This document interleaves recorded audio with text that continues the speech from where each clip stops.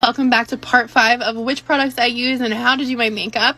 In this one, I'm going to show you how I do my lashes. Now, usually I use something like Ioni lashes that come from the Dollar Tree. They're absolutely amazing, but it just so happens I'm out of them. I went to Walmart last night and they just so happen to have these on the clearance rack. These are the Ardell 3D Foam Ink lashes and they look freaking amazing. I'm excited to try them.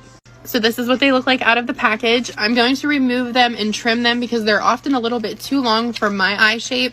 So you don't have to trim them, but usually they're going to be a little too long unless you have really big eyes. So that can cause problems for women because often they'll just go and plop these on and they feel uncomfortable because they're not the right size.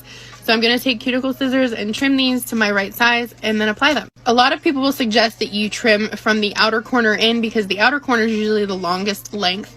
But I'm a bougie bitch, so I like to have the length, so I like to trim mine from the inner shorter corner. When it comes to lash glue, you will hear two different things. People will tell you to either apply it to the lash itself or apply it to your lid. I've done both and they both work well, but I actually prefer to apply it to my lid just because I feel like it gives me a better hold and the lashes last longer. A tip when doing your lashes is you're going to want the lash glue to dry and become sticky before applying the lash. You're not going to want to apply the lash glue and immediately apply the lash right after. It's going to slide around and not stick. You're going to want to wait about 30 to 40 seconds for your eyelash glue to start getting tacky before applying your lash.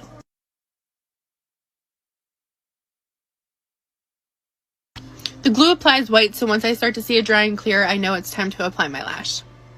I like to use a tweezer that looks something like this to hold the lash. I feel like it just gives me so much better grip, so I can just plop it right on there. So this is what it looks like, and I'm going to apply that straight to my lash line.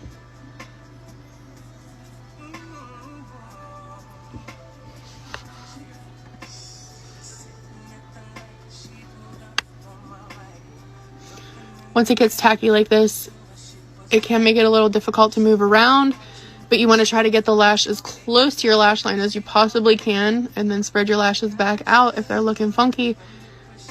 Apply pressure for a few seconds over and over because it will come apart. You may have to fix your makeup a little bit after applying the lash. I know I do sometimes. But once it's where you'd like it to be, start to pinch it so that it connects to your actual lash line. Careful not to pinch your lid because that freaking hurts. But basically, that's what we're looking like. My allergies are going effing crazy with having COVID, but after putting these on, I like to go back in and just touch up my makeup a little bit in some places that it may have messed up from the application, especially because my eyes are very watery today. And I also like to apply a little bit of eyeliner above the lash just to make it pop a little.